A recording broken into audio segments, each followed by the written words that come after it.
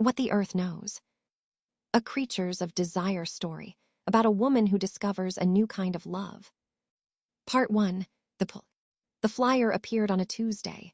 Maya found it under her windshield wiper in the parking garage beneath her office building, a building she had parked in on the same level in the same spot for 3 years.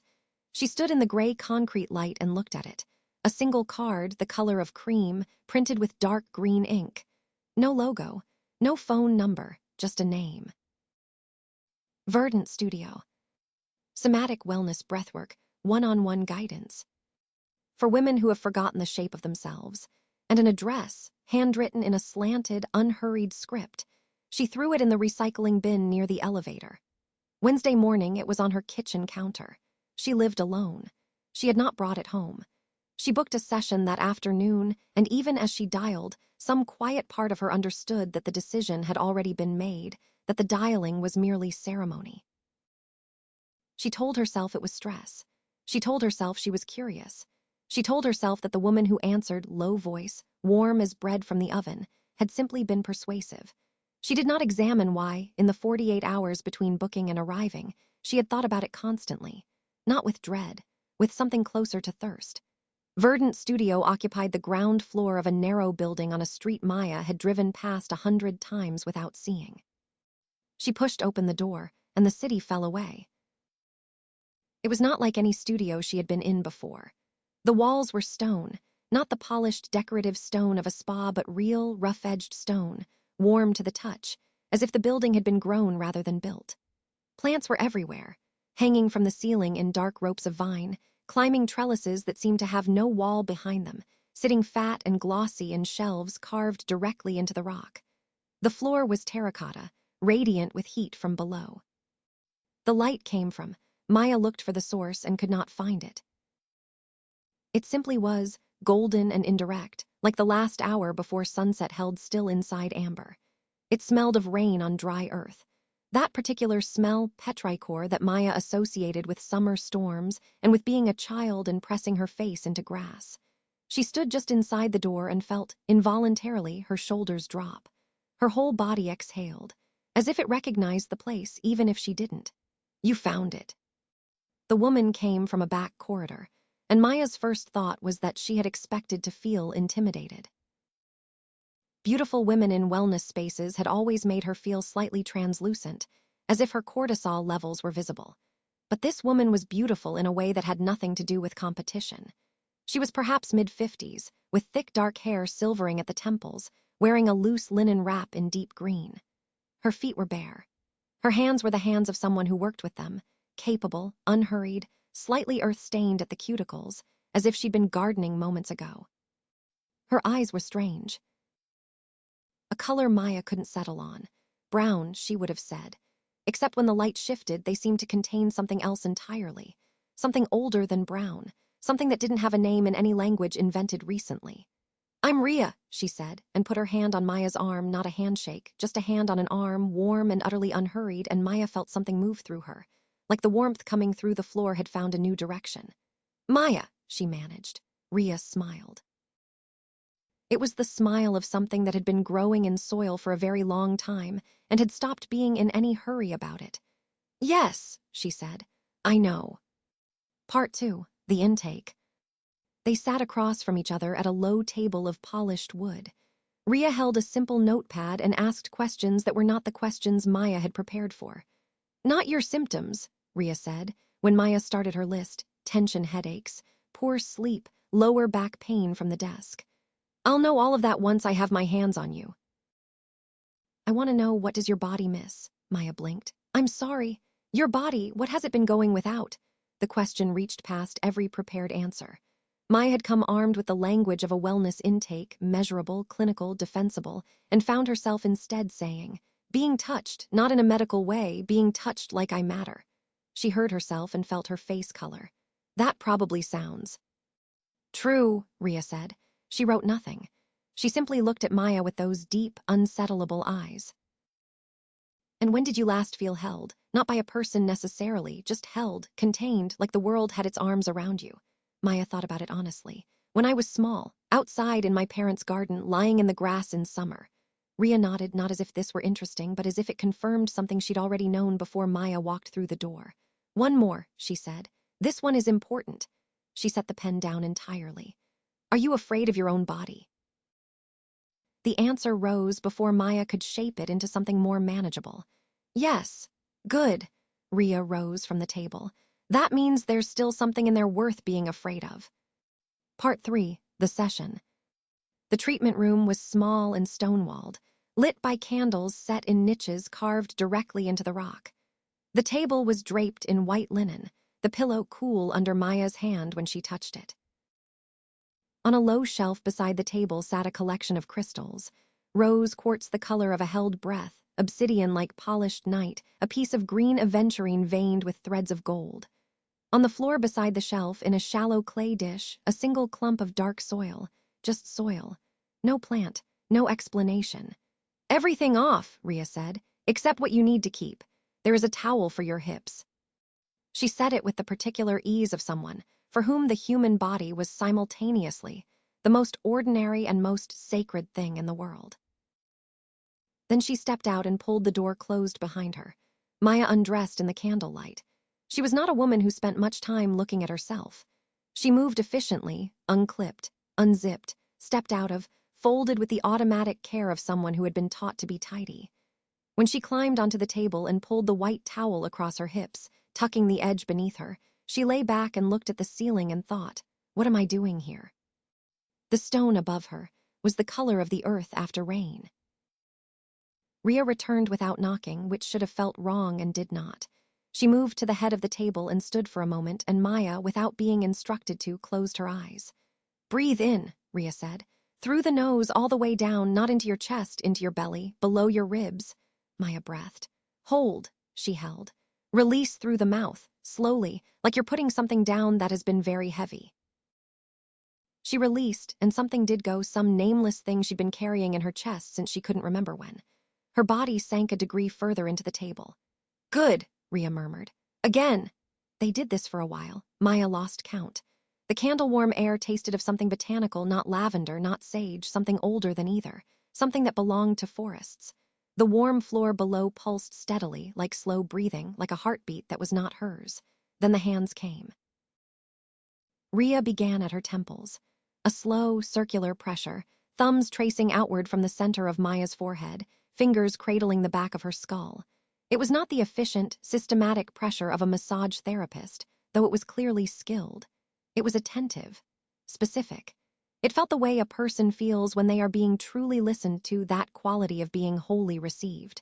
Maya felt warmth move down from the base of her skull. Rhea's hands moved to her shoulders both at once, pressing down and drawing outward in a slow tide, and Maya's mouth opened slightly and the sound of her breath changed. Deepened, became audible. "There," Rhea said softly. "There it is. Your body has been waiting." Her hands moved down Maya's arms, slow and thorough, and there was nothing inappropriate in it, and yet, the attention of it, the total unhurried quality of it, like being read fingertip by fingertip. By the time Rhea reached her palms and pressed her thumbs into the soft centers of Maya's hands, Maya felt it in places that had nothing to do with her hands. She became very aware of the towel across her hips. "Turn your head to the side," Rhea instructed. "Let it be heavy. Don't hold it up for me." Maya turned, and Rhea's fingers found the long knotted cables of her neck and worked them slowly, and Maya made a sound low in her throat that she would have been embarrassed by an hour ago. "Don't apologize for that," Rhea said, without being asked. She moved to Maya's side.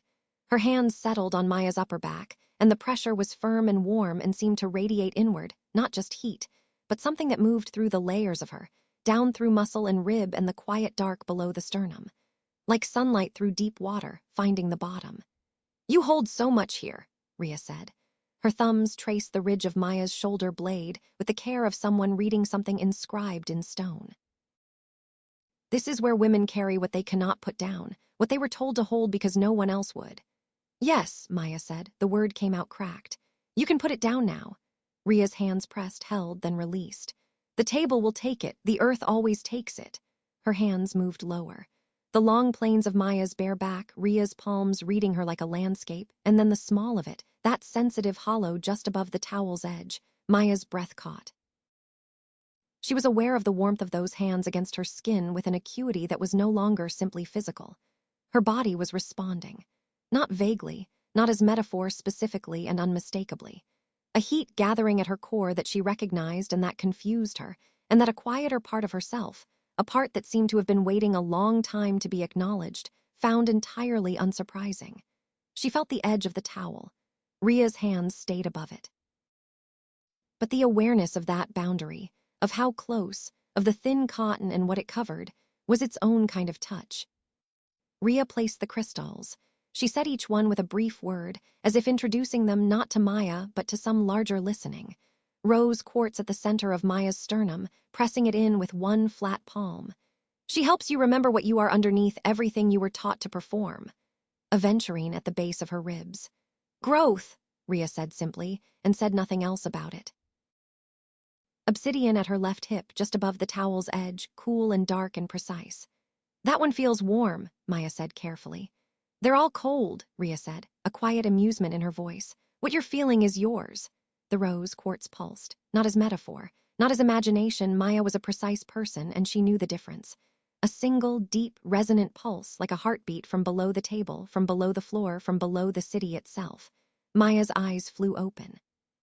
Rhea was close, leaning in, her palms still flat on the crystal. Her eyes in the candlelight were gold. Not amber, not brown in warm light. Gold, layered, impossibly deep, like looking into the canopy of a forest from the ground, all that green and light going up and never reaching an end. Don't be afraid, Rhea said. Maya looked into those eyes for one long, vertiginous moment.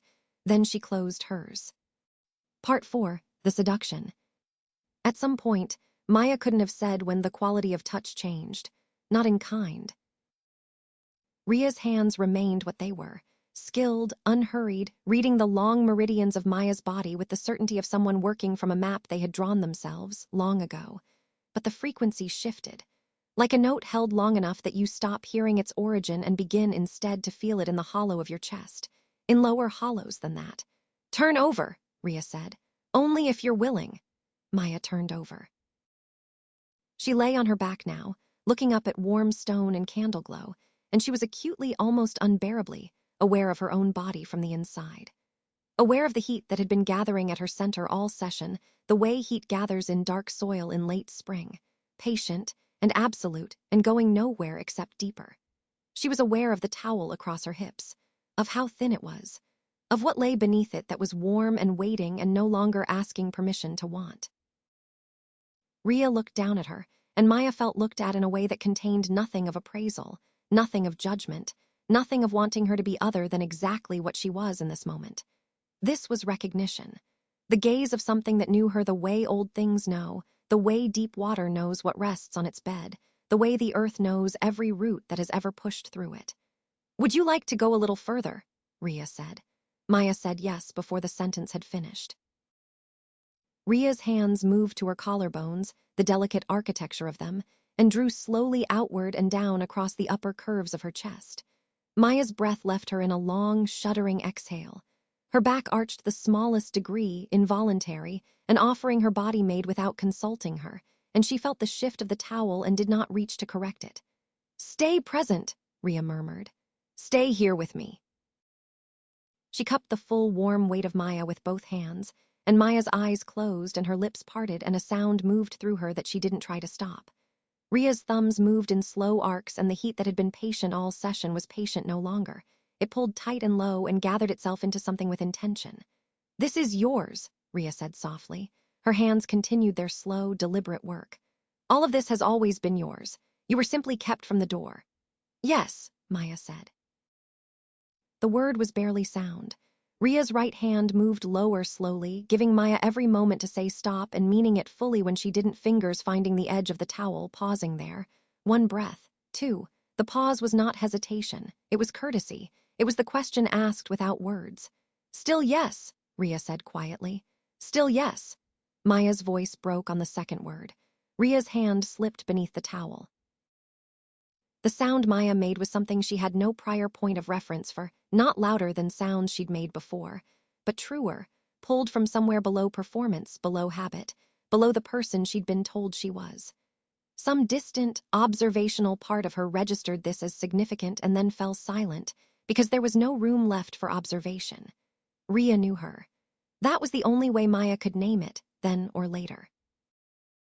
Not learned her, knew her, with the certainty of something ancient, something that had tended this particular landscape long before Maya had a name for it. Her touch was unhurried and absolute and carried the particular quality of total attention, and Maya's body answered it the way soil answers rain. Opening, yielding, giving back more than had been put in. She moved beneath those hands. She could not have stilled herself. She did not try. Rhea worked slowly, and the warmth inside Maya rose through registers she had no names for, past what she recognized, into something larger, something that seemed to connect the pleasure moving through her body to something beyond the room, something that breathed in the warm floor and the stone walls and the impossible green of plants growing without sun. She felt simultaneously very small, held, enclosed, as safe as something newly planted, and enormous, containing more than a body could reasonably contain. More than she had known she was. Rhea's other hand cradled the back of Maya's head, not moving, just holding the weight of it, and that tenderness, that small, absolute tenderness in the middle of everything, was the thing that finally broke her open completely. She crested the way summer does, gradually, and then all at once, and then all of herself arriving together, every scattered and neglected and half-remembered piece reaching the same place at the same moment, and the sound she made was long and helpless and entirely, devastatingly honest. The warmth moved outward from her in rings, in slow tide, in something she would only ever be able to describe, to anyone she ever tried to describe it to, as arriving home. Rhea's hand stilled beneath the towel. Did not withdraw, simply rested, warm and steady and present, while Maya came back to herself from wherever she had briefly, gloriously been. The room breathed. Somewhere close, impossibly close, given the city outside, she could hear wind moving through leaves. She could smell rain on dry ground. She could smell green things growing in dark and patient places, reaching for light they had not yet seen. A thought surfaced through the warmth, slowly, the way something rises through deep water. That was a woman's hand. The thought was clear and simple and factual. Maya lay with it. Examined it the way you examine something found in your own pocket that you don't remember putting there. That was a woman. She waited for what came next, the alarm, the confusion, the brisk internal committee meeting she'd have expected herself to convene on short notice. Some part of her was ready for it, prepared her defense, her disclaimer, her explanation. Instead, from somewhere quieter and considerably older than her explanations, came. So. And beneath that, quieter still, as if it had been waiting its whole life to be asked. Why not both? Maya lay with that too, and found to her own surprise that it fit, that it had always fit, that the shape of her wanting was simply larger than the map she'd been handed, and the map had been the problem all along. She opened her eyes. Rhea was looking at her. Her eyes were fully gold now, not candlelight, not amber, not any natural brown shifted by warmth. Gold and layered and deep as old forests, deep as root dark, deep as the country below the frost line where everything that will ever grow is first put to sleep and kept. Maya looked into them and felt not fear but recognition. The same thing she'd felt walking through the studio door, the sensation of a body that knew something the mind hadn't caught up to yet. She understood. The way you understand a thing you have always known and only now stopped pretending you didn't. This was not a woman. This was what women were made from. Part 5, the lesson. The room settled. Maya lay warm and remade on the table. Rhea had drawn the towel back across her hips with quiet, careful hands, that small gesture, that unhurried tenderness, and now sat beside her on the low stool, holding Maya's hand loosely, the way you hold something alive that is finding its own weight. Maya looked at the ceiling for a long time. "I don't know what to do with this," she said eventually, not distress. Something more like a person standing in a room they've just discovered inside their own house, turning slowly, looking at the walls. "You don't have to do anything with it tonight," Rhea said. "I've never," Maya stopped, started again. "I've always thought I was." "Straight," Rhea said, just the word, no inflection around it. "Yes," Maya turned her head. "What does tonight make me?" Rhea considered her with those old, layered eyes, softer now, more human in their quality, the gold deepened to something warmer. What do you want it to make you? Maya thought about it honestly. She thought about those hands and what her body had said about them clearly, without consultation, without apology. She thought about men she had loved, genuinely loved, the real weight of it, and how that memory sat in her chest and was not diminished, was not cancelled or crowded out, was simply there alongside everything else, a true thing that had not stopped being true. Both, she said, hearing herself say it for the first time. Feeling the word take up exactly the right amount of space. Yes, Rhea said, with the simple certainty of someone confirming the weather. That's allowed. Something moved across Rhea's face then. Not amusement and not pity, something older than either. A grief very old and very gentle that anyone had ever needed to ask. Sweetheart, she said, I made the earth. Every living thing on it is mine. Every love it is possible to feel, I planted that seed. There is no love I did not put here. No wanting I did not make room for. Her thumb moved across the back of Maya's hand, slow and deliberate. There is nothing you could want that I have not sanctioned. There is nothing you are that I have not, from the very beginning, blessed. Maya was crying again. She had given up being surprised by that. You'll go home, Rhea said, and you'll feel strange for a few days, like you've rearranged furniture. The room is the same, you are different. There's a man, Maya said. Daniel, I've been, she made a small gesture, avoiding him. For weeks, he texted recently. Stop avoiding him. He's good. I think he's genuinely good. I know, Rhea said, with a warmth that suggested she meant this in the most literal way possible. Good souls are not accidental. Go to dinner. Let him know you. A pause.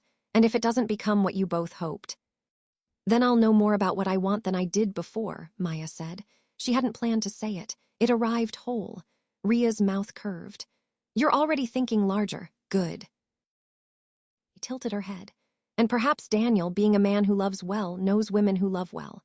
People who are capable of genuine love tend to find each other. The world is not as short of good hearts as it feels on difficult evenings. Maya laughed, a short, wet, thoroughly surprised sound. You're suggesting I ask my almost ex-boyfriend to set me up with a woman. I'm suggesting, Rhea said, rising from the stool, that you live without edges. What that looks like is entirely yours to discover. She walked Maya to the front of the studio. When Maya reached for her bag and her card, Rhea simply shook her head. You came where you were called, she said. That is enough. At the door, Maya paused. The city waited beyond the glass, gray and lit and entirely itself. She turned back, not sure what she meant to say, and Rhea was already moving toward the back corridor, unhurried, barefoot on the warm terracotta, as if she had always just been about to do the next thing and was never late for any of it. Thank you, Maya said. Rhea didn't turn. But the great trailing vine nearest the door, the one that had not reached this far when Maya arrived, she was almost certain of it, stirred against the still air.